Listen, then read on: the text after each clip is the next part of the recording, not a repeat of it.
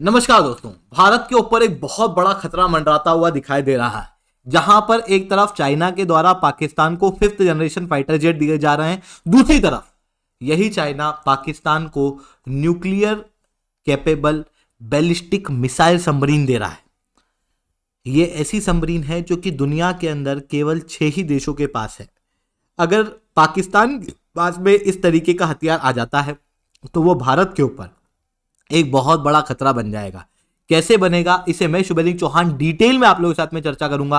But उसके पहले आप लोग मेरे साथ में SRC10 टेलीग्राम ग्रुप के ऊपर जुड़ सकते हो। मेरे क्लास की अपडेट, पीपीटी, पीडीएफ सब कुछ आपको मिल जाएगी। यूपीएससी सीएससी की तैयारी करना है, इंडिया के टॉप एजुकेटर से ऑफलाइन क्लास के अंदर पढ़ना है, तो आप लोगों के पास में अच्छा मौका है। अनअकैडमी अब केवल ऑनलाइन नहीं रहा है, अनअकैडमी अब ऑफलाइन भी आ चुका है। दिल्ली के करोलबाग, मुखैनया के अंदर, प्रयागराज के सिविल लाइन्स और बिहार के पटना के अंदर ऑलरेडी हमारे सेंटर्स खोले जा चुके हैं, जहां पर इंडिया के टॉप एजुकेटर्स आप लोगों को ऑफलाइन क्लासेस के अंदर कंप्रेहेंसिव यूपीएससी सीएससी की तैयारी कराएंगे। प्रीलिम से लेकर इंटरव्यू तक जितने भी आप लोगों के सब्जेक्ट से सब कवर कराए जाएंगे। आपको टेस्ट सीरीज दी जाएगी, स्टडी मटेरियल दिया जाएगा, 1-on-1 मेंटरशिप दी जाएगी। ये सब कुछ आपको मिलेगा ऑफलाइन मार्केट के सबसे कम रेट में। अगर आप किसी भी और ऑफलाइन कोचिंग को ज्वाइन करते हो तो जीएस का एक नॉर्मल कोर्स आपको 1.25 लाख से 2 लाख में पड़ेगा। बट अनअकैडमी का बेस्ट क्वालिटी का कोर्स आप लोगों को जीएस फाउंडेशन का 59,999 के अंदर पढ़ने वाला है। यानी कि अनअकैडमी ऑनलाइन एजुकेशन को अफोर्डेबल बनाने के बाद अब आपकी ऑफलाइन एजुकेशन को भी अफोर्डेबल बनाने का पूरा प्रयास कर रहा है। इसके अगर आपको अनअकैडमी के साथ में जुड़ना है तो यहाँ पर मैंने कॉन्टैक्ट नंबर दिया हुआ है।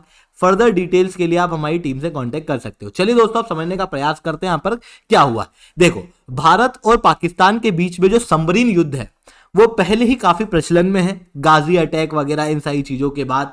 और इन दोनों देशों के बीच में नेवी को लेके काफी कंपटीशन रहता है 1971 के युद्ध के बाद से ही।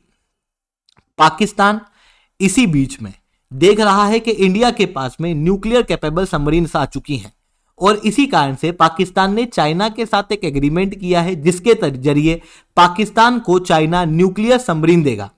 ये सबमरीन टोटल 8 होंगी, जिनमें से 4 चाइना में बनेंगी और पाकिस्तान के पास जाएंगी, और 4 जो है वो मेड इन पाकिस्तान होने वाली है। जिसके बाद देखो, nuclear capable submarine global level पे बहुत सारे देशों के पास नहीं है। इवन जिनके पास में मोस्ट एडवांस आर्मी है उन देशों के पास भी देखने को नहीं मिलती हैं। केवल US, Russia, UK, France, China और इंडिया, इन देशों के पास में आज के समय पर इस तरीके की सबमरीन देखने को मिलती है। चाइना के पास में भी न्यूक्लियर कैपेबल सबमरीन है, और अब चाइना इंडिया को काउंटर करने के लिए पाकिस्तान को इस तरीके के हथियार दे रहा है। इवन इसका एक और पर्सपेक्टिव भी है। जितने भी स्ट्रेटेजिस्ट हैं उनका मानना यह है कि यूएस और यूके ये दोनों मिलके ऑस्ट्रेलिया को न्यूक्लियर कैपेबल सबमरीन दे रहे हैं ऑकस के तहत, इंडो पैसिफिक रीजन के अंदर चाइना को काउंटर करने के लिए। इसी कारण से चाइना ने अपना एक बैकअप प्लान बनाया है पाकिस्तान को इस तरीके के हथियार देके। अब पाकिस्तान के पास में अभी तक काउंटर अटैक कैपेसिटी थी पर न्यूक्लियर सबमरीन नहीं थी। अब पाकिस्तान के पास में डायरेक्ट अटैक कैपेसिटी भी आ जाएगी। मतलब कि अगर इंडिया ने अपनी न्यूक्लियर सबमरीन से अटैक किया तो चाइना न्यूक्लियर अटैक वापस से करने की क्षमता रखता है, या फिर अपनी सबमरीन का प्रयोग करके वो अटैक करने की क्षमता रखता है। बट पाकिस्तान के पास में इस अटैक को करने के लिए न्यूक्लियर सबमरीन नहीं है। पाकिस्तान के पास में वही कन्वेंशनल सबमरीन है जिसका प्रयोग पाकिस्तान करता है। अब आप कहोगे सर, ये nuclear submarine, conventional submarine, ballistic missile submarine, nuclear powered submarine, अलग अलग प्रकार की सबमरीन है, इनमें अंतर क्या है? देखो, एक प्रकार की सबमरीन होती है डीजल पावर्ड, मतलब ये सबमरीन है, इसको चलाने वाला क्या है, कौन सा फ्यूल है। अगर वो डीजल है तो उसे डीजल पावर सबमरीन कहा जाता है। अब डीजल पावर है तो डीजल को जलाना पड़ेगा, और किसी भी चीज को जलाने के लिए क्या चाहिए? ऑक्सीजन। पानी के अंदर आप ऑक्सीजन कहां से लेके आओगे? ऐसी कंडीशन में इस तरीके की सबमरीन को बार बार ऊपर आना पड़ता है स्नॉर्कलिंग करने। मतलब सबमरीन के अंदर आपने देखा होगा ना, एक पाइप रहता है, वो पाइप थोड़ा सा बाहर आता है, ऑक्सीजन अंदर लिया जाता है और फिर वापस सबमरीन अंदर चली जाती है, फिर उसे बाहर आना पड़ता है, स्नॉर्कलिंग करनी पड़ती है, फिर नीचे जाना पड़ता है। ये होता है डीजल पावर सबमरीन में। अगर इसी डीजल पावर सबमरीन में मैं एयर इंडिपेंडेंट प्रोपल्शन सिस्टम लगा देता हूं तो फिर सबमरीन को बार बार स्नॉर्कलिंग करने की आवश्यकता नहीं पड़ती, क्योंकि एयर इंडिपेंडेंट प्रोपल्शन सिस्टम है, नाम ही बता रहा है। अगर एयर इंडिपेंडेंट प्रोपल्शन सिस्टम नहीं होता है और बार बार स्नॉर्कलिंग करने पड़ती है तो ऐसी कंडीशन में सबमरीन इजीली डिटेक्ट हो सकती है। वहीं न्यूक्लियर पावर्ड सबमरीन क्या होती हैं, इनको पावर दी जाती है न्यूक्लियर एनर्जी के जरिए, और न्यूक्लियर एनर्जी को जलाने के लिए कुछ थोड़ी चाहिए ऑक्सीजन, तो इसके लिए यहां पे स्नॉर्कलिंग की कोई आवश्यकता नहीं है। बट न्यूक्लियर पावर्ड सबमरीन जो है वो थोड़ी सी आवाज करती हैं, इस कारण से ये भी पकड़ाने का डर तो रखती हैं थोड़े थोड़े लेवल पे। अब यही न्यूक्लियर पावर्ड सबमरीन दो प्रकार की हैं। एक प्रकार की ऐसी सबमरीन्स हैं जिनके अंदर छोटी छोटी मिसाइल्स लगी हो, तो उन्हें हम लोग कहते हैं न्यूक्लियर पावर्ड अटैक सबमरीन्स। पर कोई सी सबमरीन ऐसी है जिसके अंदर हम बैलिस्टिक मिसाइल ही लगा दें लंबे अटैक के लिए, तो उसे हम कहते हैं न्यूक्लियर बैलिस्टिक मिसाइल सबमरीन्स।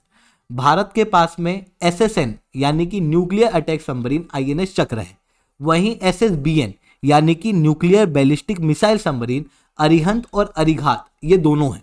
मतलब भारत के पास में इस तरीके की न्यूक्लियर पावर्ड और इवन बैलिस्टिक मिसाइल सबमरीन भी अवेलेबल है।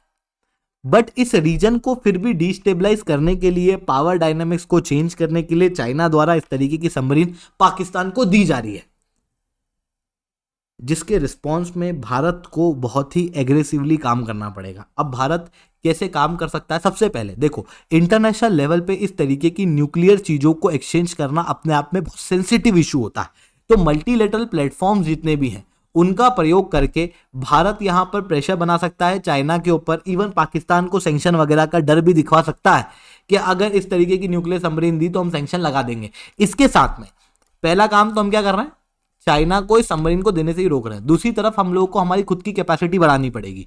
कैपेसिटी के अंदर फ्रीगेट, हेलीकॉप्टर, सर्वेलेंस ड्रोन, इन सब के अंदर हम लोगों को अपनी पावर को बढ़ाने के साथ नो फर्स्ट यूज पॉलिसी पे भी रीथिंक करना पड़ेगा, क्योंकि चाइना पाकिस्तान दोनों ही न्यूक्लियर पावर्ड स्टेट है, दोनों के पास में ऑलरेडी न्यूक्लियर वेपन है, बट पाकिस्तान के पास में क्या सेकंड स्ट्राइक कैपेसिटी नहीं है।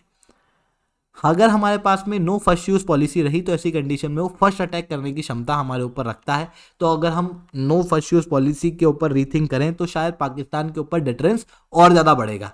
इसके साथ में हम लोगों को दूसरी सबमरीन जैसे कन्वेंशन सबमरीन्स होती हैं डीजल की, एयर इंडिपेंडेंट प्रोपल्शन सिस्टम, इनके ऊपर भी काम करना चाहिए, ताकि अगर समुद्र के अंदर फिर से सबमरीन का युद्ध हो तो भारत बहुत मजबूती से पाकिस्तान और चाइना दोनों को जवाब दे सके। तो ये चीजें यहाँ पर होती हुई दिखाई दे रही है। आई होप ये सही बातें आपको समझ में आई होंगी। लेक्चर अच्छा लगा तो लाइक करना, लेक्चर बहुत अच्छा लगा नीचे ऐसा कमेंट करना। इसके अलावा अगर आपको यूपीएससी सीएससी की तैयारी करना है तो आप अनअकैडमी के ऊपर जुड़ सकते हो। वीडियो खत्म करने से पहले एक सवाल मैं आप लोगों से पूछना चाहूंगा कि अभी एक स्टेट द्वारा अपनी डिजिटल पॉलिसी निकाली गई है जो कि इन्फ्लुएंसर को इनकरेज और ऑनलाइन कंटेंट को रेगुलेट करने का प्रयास करेगी। ये पॉलिसी किस राज्य द्वारा निकाली गई? आपके ऑप्शन है बिहार, हरियाणा, उत्तर प्रदेश, ओडिशा। सही जवाब नीचे कमेंट के अंदर दोगे। अगर आपको वीडियो बहुत अच्छी लगी है तो आप हमारे चैनल को सब्सक्राइब करना मत भूलना, और अनअकैडमी के ऊपर जुड़ना है तो आप बिल्कुल से जुड़ सकते हो। यहाँ पर कॉन्टैक्ट नंबर मैंने आपको दिया हुआ।